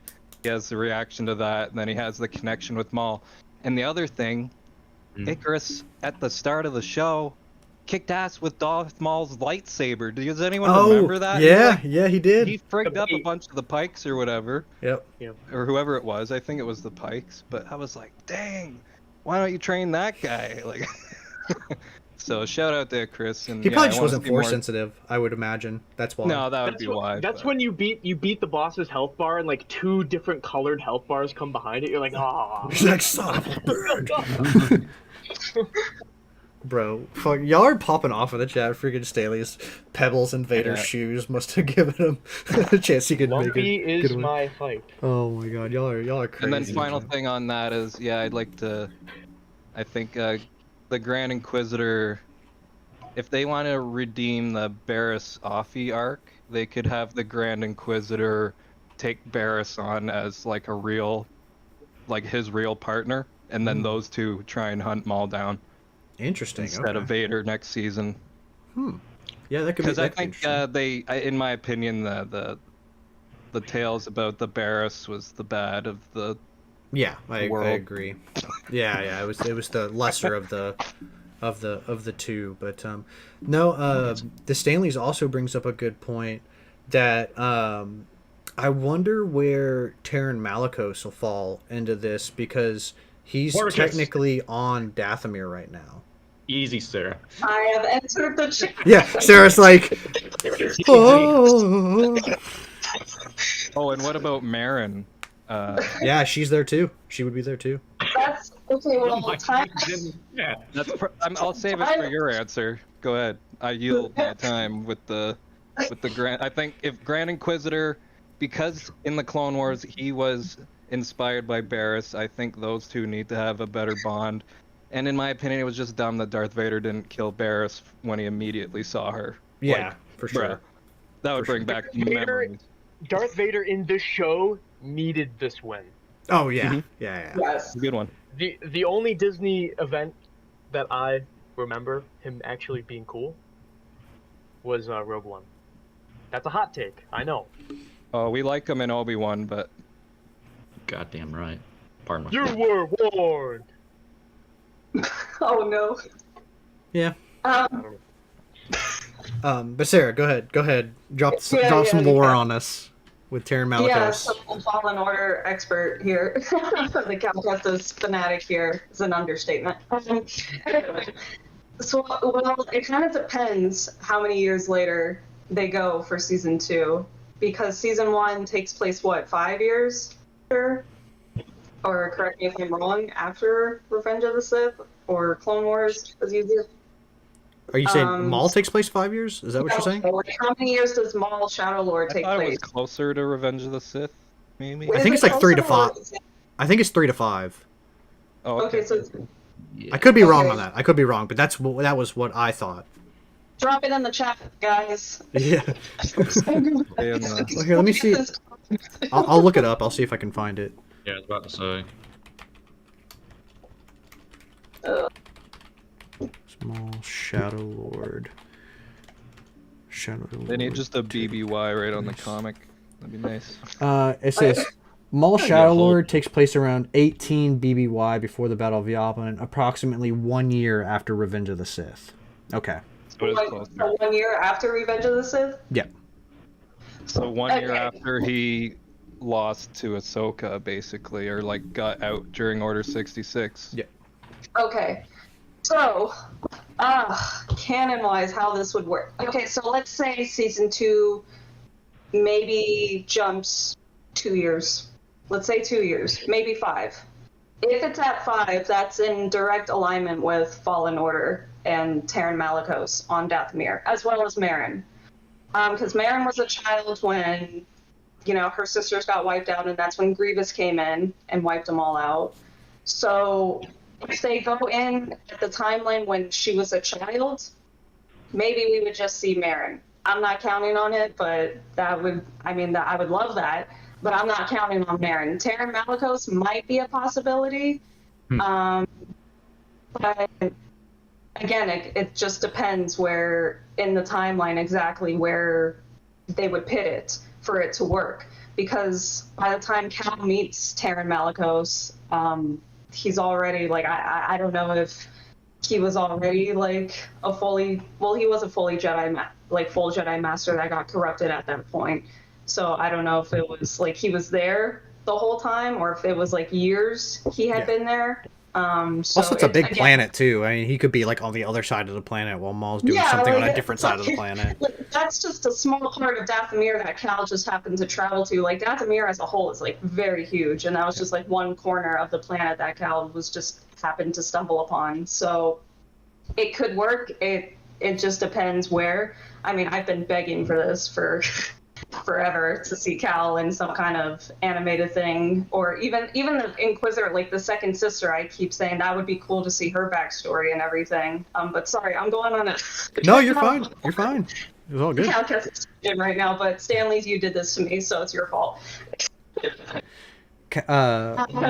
Wes brings up a good argument, which, I mean, I know my answer already, but I might be biased. I'm curious to see. He says, does Maul beat Terran Malicos? I think he beats him easily. Like, if Cal Kestis can beat Terran 100%. Malicos, Maul can You know what beat... Liam McIntyre would because- say? He would say Maul would. I think that comment's rage bait, dude. Yeah, because, like, I personally, I mean, and this, I might be in the minority, Sarah might be like, yo, what the hell are you talking about? I think Maul beats Cal. I think Bode Akuna beat Darth Maul. I don't think so. Will C-3PO beat Darth Maul? Does Jar Jar Binks actually a Sith Lord? It's the experience that Maul has. Oh my Because he God. got sliced in half, it's not gonna work, so shut it. Okay. I mean, that's not a hot take. I mean, I would love to see that. I mean, shoot, sign me up for that fight. I would love to see that animated. I honestly think Taron Malicos' story is good where it is. Yeah, for sure. Yeah. For sure. Happy I think No, I I agree. agree. We don't need to say anything more about it. No, I agree. I I just he's there because like I would imagine. Yeah. I always see like But Taron. why show him if he's there? You know, just. No, you don't have to show. Like I said, like he could be on the other side of the planet doing whatever. Like just like we don't have to. But like I thought it would be, or Stanley's thought it. Or, if I can talk, Stanley's brought it to my attention, and I think that would be interesting because he is. I would imagine he's on the planet. I feel like Taron Malicos is like Maul on Malachor. He was stuck there for like years. You know. Yeah. But I agree. I think there's so much going on. You don't need Taron Malicos. Like there's enough going on with Maul training Devin. You could have a little bit of the Night Sisters stuff. If anything, honestly, I'd rather see Ventress. Like if we were gonna bring back somebody like and like the Night Sisters and stuff like that, like if you're gonna do that, like I don't really want to see Taron Malicos. I'd rather see Ventress and some of what she's dead at this point, isn't she? She dies in the. She dies in the, but I don't know when she comes back. She's back in Bad Batch, Yeah. which takes place around the same time as this, doesn't it? Does it? Yeah. Does it take place around the same time? I think so. I believe so, yes. Oh yeah, that's what the Stanley says. He says it's concurrent with the. And then there's Bad also Batch. those 3 Night Sisters that Thrawn has. So there's like, True. we got a good handful of witches out there at least. Those are like the OG Night Sisters though, before like they made it out of the Outer Rim. Yeah, they're the true Outer Rim, sisters. Yeah. Yeah, are they actually from that other? Yeah. They're like traditional. Like that's where like. Yeah. I mean, I guess that's where they're assuming that the Force comes from, or like the Force magic comes from. Cool. Is what they were alluding to. I thought that was kind of vague, but how they left that. Oh yeah, they I'm definitely. I think they rewatching it definitely now, did. so I'll figure it out. Sorry. go ahead. We just got on a different tangent. I'll comment on this one. Comment that was that he's rage bait here. Survivor Cal Kestis whoops Maul. Let me tell you something. Let me tell you something. I mean, hear me out. I'm gonna turn it to the tape.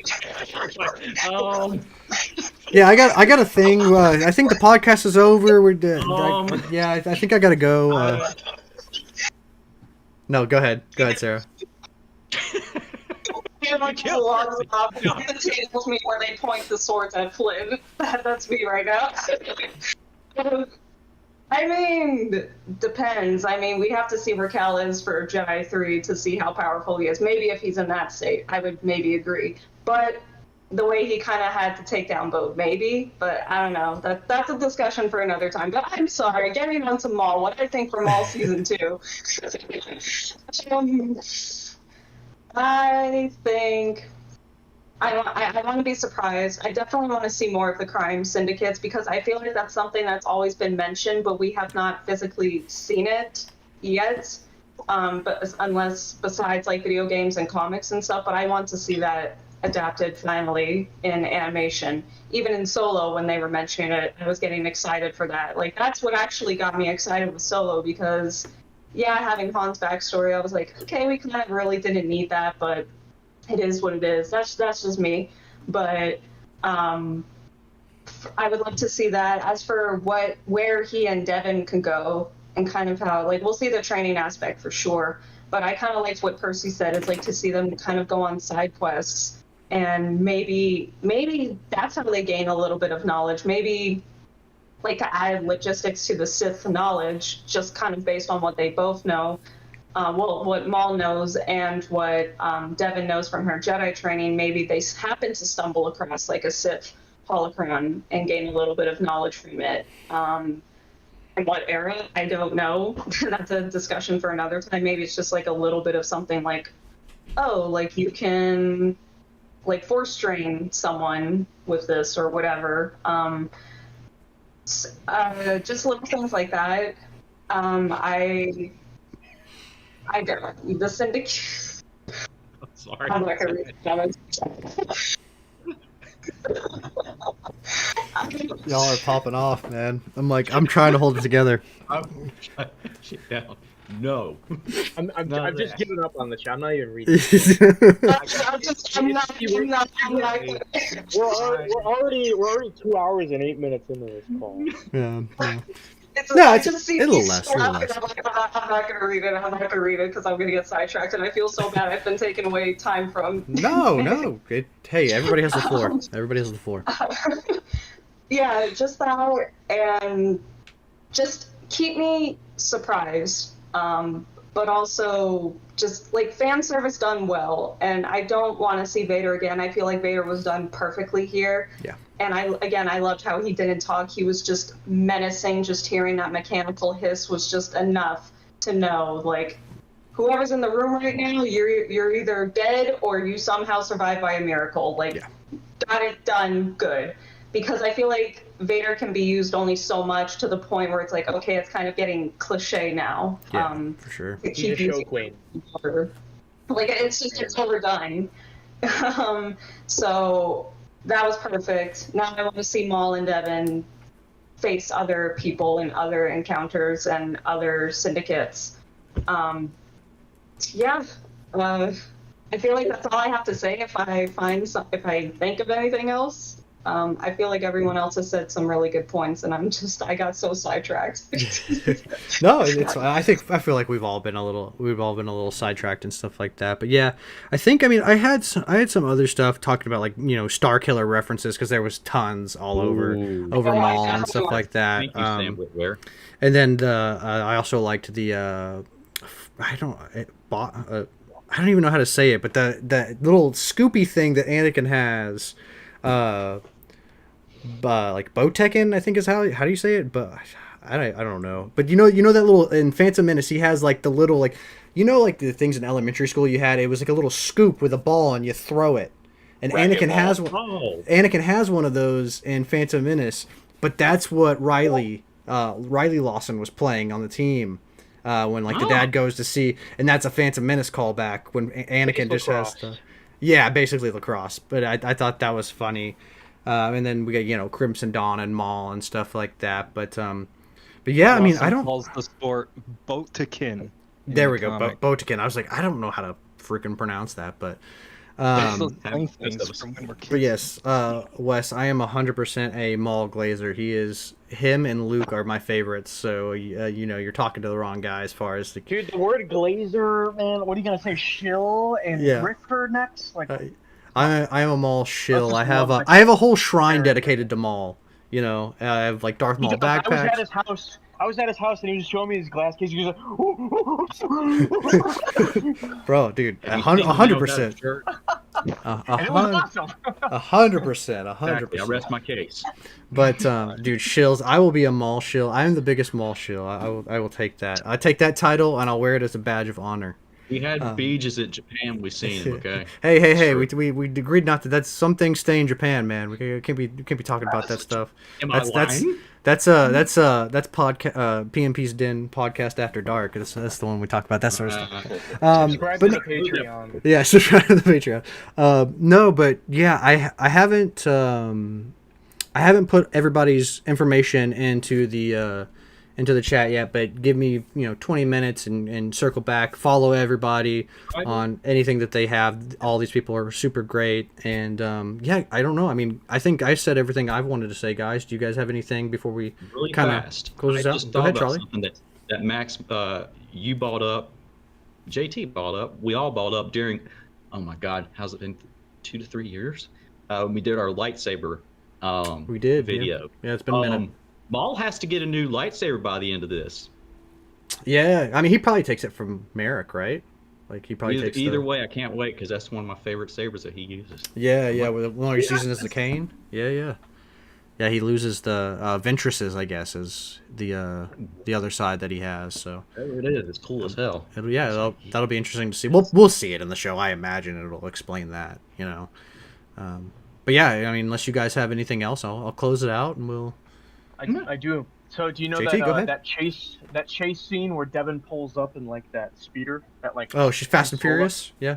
Yeah, they're playing this awesome music, and I couldn't help but think to myself like, do you remember we were in Universal Japan and they had that Harry Potter ride where you're sitting in the thing and the speakers are playing around you? Yeah. And doing, like 360. Could you imagine a ride where you're in one of those speeders and then all of a sudden you just quickly turn because there's an ATST or whatever or a gunship or that'd be cool.